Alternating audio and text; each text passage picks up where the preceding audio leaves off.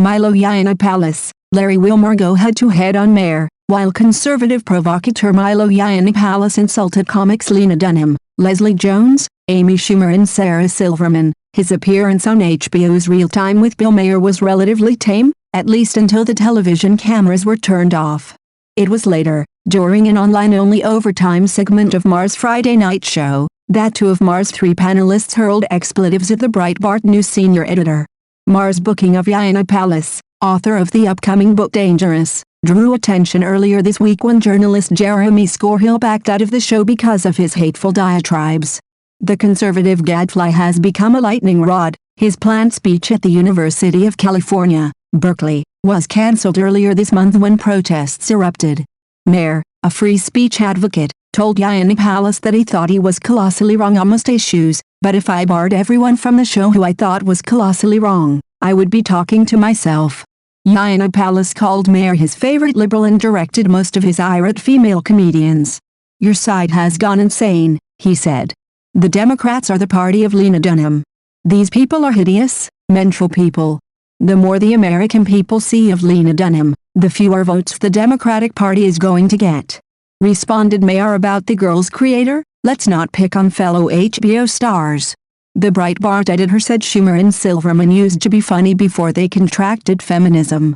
After the subject was brought up by Maher, he renewed hostilities with Jones that had begun with his review of the Ghostbusters film.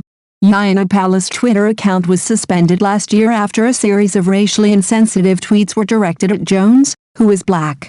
On Maher's show, he called Jones barely literate.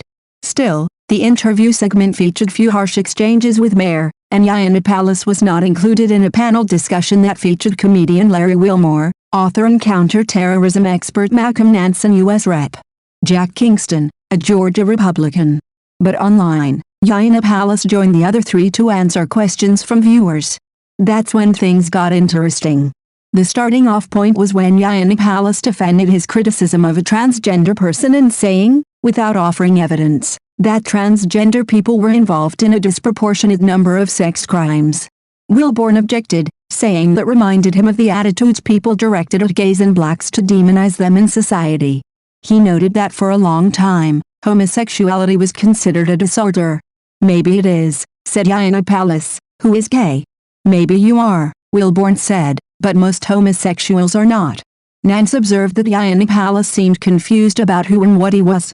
When Maher tried to referee, Yiannopoulos said that he always seemed to have awful people on the show, who are so stupid. That's when Wilmore exploded, telling Yiannopoulos to go F yourself. Maher defended Nance, telling Yiannopoulos that this guy has done things that allow you to live.